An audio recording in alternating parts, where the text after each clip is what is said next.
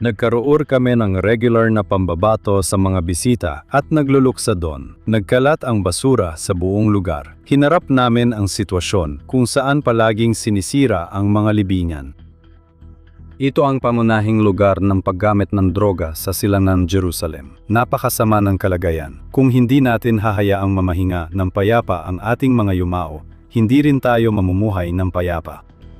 Si Jeff Dalby ang kinatawan ng Israel ng International Committee for Har Hazeitim, bundok ng mga olibo. Dito siya nagtatrabaho mula 2010 para mapabuti ang seguridad, pangangalaga at akses sa pinakamatanda at pinakamalaking sementeryong Hudyo sa mundo. Isang veteranong tagapagtanggol ng Israel na dating namuno sa tanggapan ng Israel ng Zionist Organization of America. Maligayang pagdating sa JNS Studio, Jeff. Salamat sa pagtanggap sa akin, Steve. Kwento mo muna sa amin ng kaunti tungkol sa iyo at sa trabaho mo sa Har Hazeitim. Siyempre, ako ay original na taga New York at nakatira na ako dito sa Israel mula pa noong 2007. At bahagya kong may alam nun sa dati kong posisyon bilang direktor ng ZOA Israel tungkol sa sitwasyon sa Har Habayit sa bundok ng mga olibo. Pero hindi lubos na alam. Noong Nobyembre ng 2010, matapos ang State Comptroller ng Israel, naglabas ng matinding ulat si Michael Linden Strauss tungkol sa kalagayan sa itaas. Naging lubos akong mulat, kaya ako, kasama ng ilang tao mula sa Estados Unidos na may mga magulang na inilibing sa Har Zaitun, ay nagsama-sama. Itinatag namin ang internasyonal na komite para sa Har Zaitun, bundok ng mga olibo. Napakalapit ng pakikipagtulungan namin sa gobyerno. Noon, napakasama ng sitwasyon na palagiang pinagbabato ang mga bumibisita at nagluluksa roon. Nagkalat ang basura sa buong lugar. Hinarap namin ang sitwasyon kung saan palagiang sinisira ang mga puntod. May mga karera ng asno sa loob ng sementeryo. Nakakita kami ng mga patay na asno sa sementeryo. Ginagamit ng mga kapitbahay namin ang sementeryo. Ito ang pangunahing lugar ng paggamit ng droga sa silangang Jerusalem. Ginagamit pa nila ang mga patayong lapida bilang goalpost sa soccer. Kaya napakasama ng sitwasyon at tama na tama ang sinabi ng State Controller. Kaya ang ginawa namin, nagtipon kami kasama ang gobyerno at nakipag-partner sa kanila. Sobrang naging kooperatibo sila at nagsimula kami ng mga hakbang simula sa pagtatayo ng substation ng pulis sa itaas. Naglagay kami ng bakod, nakakuha kami ng 4 na milyong shekel para doon. May mga kamera na inilagay sa iba't ibang lugar. Lahat ng iyon ay nakakonekta sa isang sentral na moke, isang sentral na punong himpilan ng seguridad. Ang mga kamera ay minomonitor 24 oras sa isang araw, 7 araw sa isang linggo. Naglagay din kami ng mga undercover na pulis at regular na mga patrol. At marami pa akong pwedeng ikwento tungkol dito. Pero dahan-dahan, ngunit sigurado, may kasabihan sa Hebreo, Surmeira va'aseitov, na ang ibig sabihin ay una mong ayusin ang mga negatibo at pagkatapos ay tumuon ka sa mabuti. At salamat sa Diyos at salamat sa lahat ng mga taong kasali, kasama na ang pulisya. Nagawa naming baguhin ang kalagayan, kung hindi man 180 degree, kahit papaano 160 degree. Huwag kang mag-alala, aasikasuhin din namin ang natitirang 20%. At ito na ngayon ang sitwasyon na hinaharap natin. Wala pa tayong naranasang seryosong insidente ng paninira mula noong Oktubre 2018. At ang ginagawa namin ngayon ay nagtatayo kami ng isang visitor center sa Har Hazeitim upang makaakit ng mga kabataan, estudyante, sundalo at mga turista. Mga bisita mula sa iba't ibang uri upang mas matutunan pa nila ang tungkol sa kanilang pamana. Dahil ang Har Hazeitim, ang bundok ng mga olibo, ay tahanan ng mga dakilang lider at eskular ng mga Hudyo na nakalibing sa bundok. Kaya gusto naming turuan ang ating mga kabataan tungkol sa kanilang pamana. Banggitin lang natin ang ilan sa mga taong nakalibing doon para sa mga hindi nakakaalam. Sige, simulan natin sa mga nasa A-list. Mayroon ding mga nasa B-list at C-list na may mga nakakaintrigang kwento sa likod nila. Pero pagdating sa mga A-lister, pinag-uusapan natin si punong ministro Menachem Begin. Pinag-uusapan din natin si Henrietta Zold, ang nagtatag ng Hadassah. At pinag-uusapan din natin sina Rab Cook at Rab Goren at ang Bartanura at ang Or HaChaim at marami pang iba, Rab Hutner. Kung sino man ang maisip mo, nandun sila. At gayon pa man, ang visitor center ay higit pa sa isang paraan para mapuntahan ang sementeryo. Nakikita mo ito bilang higit pa. Oo, ang visitor center na masasabi kong mga kalahati pa lang ang natatapos sa ngayon. Pumupunta ako ron ng hindi bababa sa 2 beses sa isang linggo kung hindi man mas madalas. Magiging higit pa ito sa isang visitor center. Higit pa sa isang lugar kung saan kukuha ka lang ng, sabihin na nating, mga reference material o titingin sa research center kung sino ang nakalibing doon. Magiging higit pa ito sa isang snack bar o isang lugar kung saan isinasagawa ang mga klase at ginaganap ang mga lecture. Magiging panimulang punto ito papasok sa sementeryo upang ang mga kabataan ay magkaroon ng pagkakataong makipag-ugnayan ng direkta sa sementeryo at sa lahat ng mga personalidad na nakalibing doon. Ang ibig kong sabihin, upang gawing kapanapanabik na karanasan ito para sa mga kabataan, gagamit tayo ng mga bagay tulad ng augmented reality. Halimbawa, gagamitin mo ang iyong iPhone, itutok mo ang kamera sa puntod ni Menachem Begin at lalabas siya sa screen para magkwento sa iyo. At pagkatapos, nakapaloob sa kwento na iyon ang magiging pahiwatig para sa susunod mong pupuntahan. At sa katunayan, kung gagawin natin ito dito sa bandang huling bahagi ng hapon, sabihin nating may ilang estudyante na nakaupo sa isang paaralan sa Toronto na maaaring makilahok dito at tulungan kami sa misyon na ito. Tinatawag nila itong mga misyon.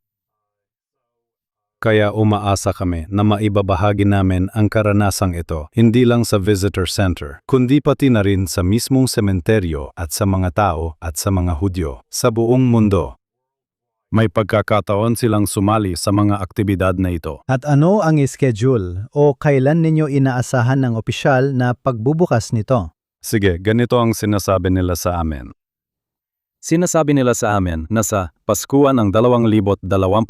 Siguro taginit ng 2027. Steve, seryoso, kung alam mo, kung naniniwala ka dyan, may tulay ako sa Brooklyn na ibebenta sa'yo. Pero, alam mo, umaasa kami na sa isang bahagi ng 2027, siguro sa huling bahagi ng 2027, matatapos na ang gusali. At pagkatapos noon, bubuksan na namin ito sa publiko. At ngayon, kasalukuyan naming hinahanap ang magiging operator. Maglalabas na rin kami ng tender offer para dito, Mike Rao. At sana makahanap kami ng operator na handang samantalahin ang lahat ng maaring ialok ng bundok ng mga olibo. Pero sa ngayon, may mga bumibisita pa rin. Alam ko na ikaw mismo ay nagbibigay ng mga tour doon, kaya pwede nang bumisita ang mga tao. Regular akong nagbibigay ng mga tour. Sa katunayan, may tour ako bukas ng 10:00 ng umaga kung may gustong sumama. Pero tumaas na ang bilang ng mga tao mula sa pinakamababa noong 2014 na humigit kumulang 200 katao bawat araw. Ngayon, mahigit 2,000 katao na ang bumibisita. Dati, nung may industriya pa tayo ng turismo dito, ito ang panatlong pinakabinibisitang lugar ng mga turista. Ang tinutukoy ko ay yung napakagandang tanawin. Nakakatawa yung tanawing makikita mo dahil dito mismo sa studio, nakatingin ako palabas sa tanawin na makikita mo mula sa tuktok ng bundok ng mga olibo. Pagkatapos ng Yad Vashem at pagkatapos ng Kotel, pagkatapos ng Western Wall, itong tanawing makikita mula sa tuktok ng bundok ng mga olibo ang pangatlong pinakabinibisitang lugar. Na karamihan ay mga Kristiyanong peregrino ang bumibisita. Pero umaasa kaming mababago namin yan. Nagdadala kami ng mga kaganapan sa bundok ng mga olibo at magdadala ng mas maraming tao. Mas maraming Hudyo sa bundok ng olibo. Katulad ng ginawa noon ni Mayor Rudy Giuliani sa Central Park, noon mga panahong delikado pa ang Central Park. Dinala niya roon ang Metropolitan Opera, ang New York Philharmonic, ang Schaefer Music Festival at New York Public Library Film Festival. ang Adela de la Corte Shakespeare Festival sa Central Park. Aba, laking gulat, libo-libo, 10,000 tao ang dumagsa. Napilitan ang mga pulis na protektahan sila. At dahil doon, naging ligtas ang Central Park. At yan din ang layunin natin dito. Tinatawag ko itong Giulianiizing Harazaitim, pero hindi ko ito sinisimulan sa GU. Sinisimulan ko ito sa JEW. Sige, pero bakit nga ba? Para mas malawak nating tignan ito, bakit napakahalaga na magkaroon ng masiglang presensya ng mga Hudyo sa Harazaitim? Maraming dahilan. May 4 na pangunahing dahilan kung bakit sumali ang mga tao sa inisyatibong ito. Una, seguridad. Nagsimula kami ng 3 mandato namin ay seguridad, seguridad at seguridad. At sa malaking bahagi, natupad na namin iyon. May iba namang sumali dahil sa tinatawag namin sa Hebreo na kavod hamet, na kung hindi natin hahayaan mamahinga ng payapa ang ating mga yumao, hindi rin tayo mamumuhay ng payapa. Kaya malaking bahagi iyon, paggalan at pagbibigay-pugay sa mga yumao, ang pinaka-iginagalang, ang pinakabanal na sementeryo, sementeryong Hudyo sa buong mundo. Seguridad at kavod hamet. At ang ikatlong dahilan na siyang dahilan ko talaga ay edukasyon. Bago ako lumipat dito sa Israel, 33 taon akong naging guro. Nagturo ako sa silid-aralan. Kaya dito, mayroon tayong pinakamagandang pagkakataon na turuan ang ating mga kabataan. Lubos kaming nag-aalala. Maririnig mo ito kapag pinag-uusapan natin ang amyut at pagiging bahagi ng sambayan ng Hudyo na ang pangunahing problema ngayon ay pagkakakilanlan ng mga kabataang Hudyo. Dito, magandang oportunidad ito para mapalakas ang kanilang pagkakakilanlang Hudyo. Iyan ang pangatlo. Ang pang-apat ay isa talaga sa mga dahilan kung bakit ako nasangkot noong nagtatrabaho ako para sa ZOA. At iyon ay dahil sa gulod ng bundok ng mga olibo na 2 milya ang haba. Umaabot ito mula sa Har Hatzofim, bundok Scopus sa Hilaga, hanggang sa dulo sa isang lugar na tinatawag na Kitmat Sion, sa pinakatimog na bahagi ng mahabang gulod na ito. At pinoprotektahan nito, habang tinitingnan ko ulit dito, pinoprotektahan nito ang silangan Jerusalem kung sakaling mawalan tayo ng kontrol doon. At sa kasamaang palad, ang mga Arabo ay nagtatayo mula sa Bethlehem sa timog, mula Ramallah Albira sa Hilaga, may higit 38,000 ilegal na istruktura. Kung isipin ang bundok ng mga olibo bilang makitid na lagusan, bilang leeg ng isang hourglass, ang pagpigil na magtagpo ang 2 bahaging iyon ay napakahalaga para sa integridad ng silangang Jerusalem. Maaari mong sabihin na para ito sa kabuuan ng Jerusalem. Hindi lang iyon. Pero meron tayong magagandang komunidad ng mga Hudyo sa silangan ng Harizaitim. At ang mga iyon ay mga komunidad tulad ng Mishor Adumim, Kfar Adumim, Maale Adumim, Alon, Kedar, magagandang komunidad. Malalagay rin sila sa panganib kung mawawala sa atin ang tagaytay ng bundok ng mga olibo, tagaytay ng bundok ng mga olibo. Kaya may 4 na pangunahing dahilan kung bakit dapat nating pangalagaan ito. At depende sa iyong paniniwala, maaring mas mahalaga ang isa kaysa sa iba. Alam ko na sinabi mo sa akin na gusto mong makaakit hindi lang ng mga relihiyosong Hudyo, kundi lahat ng uri ng Hudyo at pati na rin mga Kristiyano gaya ng nabanggit mo kanina. At iba pa upang hikayatin sila at turuan sila gaya ng sinabi mo sa napakahalagang lugar na ito sa Hudaismo. At hindi lang mula sa pananaw ng kasaysayan, kundi gaya ng sinabi mo, mula rin sa pananaw ng pagkakakilanlan. Tama, ang visitor center ay bukas sa lahat. At sa tingin ko lalo na ngayon, sa kasama ang palad, ang sitwasyong geopolitikal ay ganoon na lamang na napakalaganap ng kamangmangan. Napakaraming hindi pagkakaunawaan. At dahil sa hindi pagkakaunawaan ito, ang ating presensya sa Jerusalem ay napakahalaga. At ang bundok ng mga olibo, 3,000 taon na ang tanda. Ang pinakamatandang libingan sa bundok ng mga olibo ay ang libingan ng anak na babae ng Paraon. Hindi ang anak ng Pareon na sumagip kay Moises mula sa ilog Nile, kundi ang anak ng Pareon na pinakasalan ni Haring Solomon, Shlomo HaMelech. At siya ay inilibing sa Har Hazitim. Kaya ang pagtulong sa mga tao na maunawaan na ang lugar na ito ay tunay na sumasalamin sa patuloy nating presensya sa Jerusalem at sa Israel ay talagang mahalaga, lalo na sa mga panahong ito. Sa tingin mo ba ito rin ang susi sa mas malaking larawan? Hindi ko gustong tawagin itong naratibo, pero para sabihin ang totoo tungkol sa nangyayari sa Israel. At para ipakita rin kung sino talaga tayo sa buong mundo. Sa tingin ko, mahalaga ito. At pwede kang makipagtalo dito o doon, pero hindi mo pwedeng itanggi ang ipinapakita ng bundok ng mga olibo. May 150,000 mga Hudyo, gaya ng sinabi ko, na nagmula pa 3,000 taon na ang nakalipas na naninirahan sa Har Habayit sa bundok ng mga olibo. Iyan ay hindi mapapasubaliang katotohanan ng ating presensya rito. Kaya nagiging lubhang mahalaga ito. Pwede kang makipagtalo. Sa totoo lang, kung titingin ka sa kabila, sa Temple Mount, hindi mo makikita ang anumang palatandaan ng presensya ng mga Hudyo doon o kahit anong hayagang palatandaan. Siguro kung maghukay ka, makakakita ka ng palatandaan. Nakakita nga kami nung hinukay nila sa kasamaang palat, ang muskeng nasa ilalim ng lupa. Bigla na lang, lahat ng daan-daang toneladang lupa na itinapon sa lambak ng Kidron sa pagitan ng bundok ng mga olibo at ng Temple Mount ay aktwal na naglantad ng ebidensya ng aming presensya sa Temple Mount. Pero kung titingnan mo lang ito, batay sa nakikita mo, walang presensya ng mga Hudyo sa 40-acre na plataporma, iyon, kumpara sa bundok ng mga olibo. Kung saan maaari kang maglakad mula sa isang libingan papunta sa susunod. At bawat isa sa kanila ay isang patunay ng aming presensya sa Jerusalem sa buong kasaysayan. Kaya ano ang iyong pananaw? Gumagawa ka ng napakalagang trabaho. Ano ang iyong pananaw para sa Harare Zitima sa hinaharap para sa mga taong bibisita dito simula sa susunod na taon? Una sa lahat na manatili itong ligtas.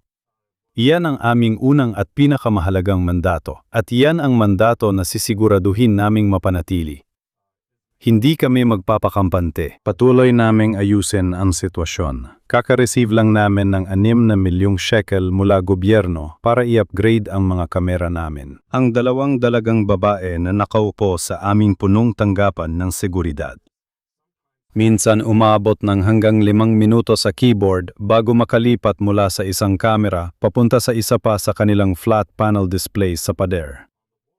Ngayon, meron na kaming magkakaugnay na sistema na may makabagong mga kamera na kayang umikot ng 360 degrees at ang mga babae na nakaupo doon. Ito ay halos parang isang transparenteng sistema na.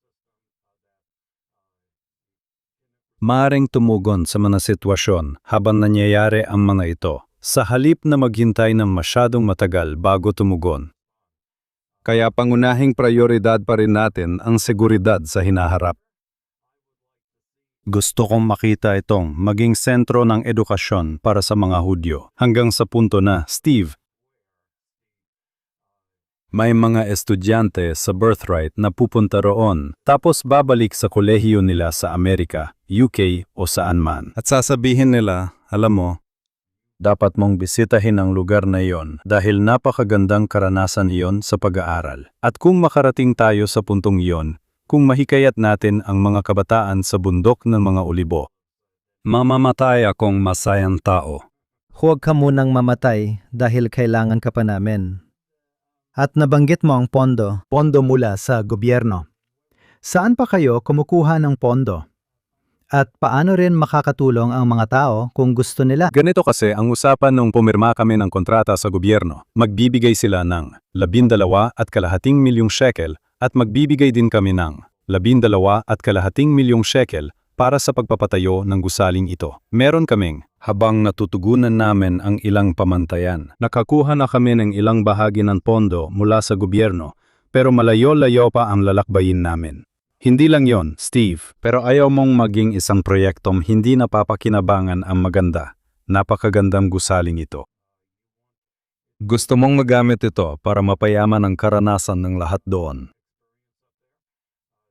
Kaya para magpatuloy ang makabuluhang mga programa, kakailanganin natin ng karagdagang pondo pagkatapos nito. Kaya kung may gustong tumulong, inaasahan namin sa totoo lang na dahil sa pagtaas ng gastos at inflasyon ng mga materyales, malamang aabot ito ng 28 milyon. Ibig sabihin, 14 na milyon mula sa amin at 14 na milyon mula sa gobyerno. Kaya kung gusto talaga nilang tumulong, dapat silang pumunta sa Har Hazaisim.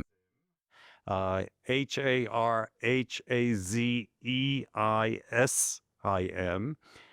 Hazesim, harhazesim.org. May mga pindutan doon para mag-donate gamit ang credit card o anumang paraan na gusto nila. Jeff Darby, ikinagagala ka naming makasama sa studio at hangad ng iyong tagumpay. Salamat, Steve. Salamat sa pag-imbita sa akin.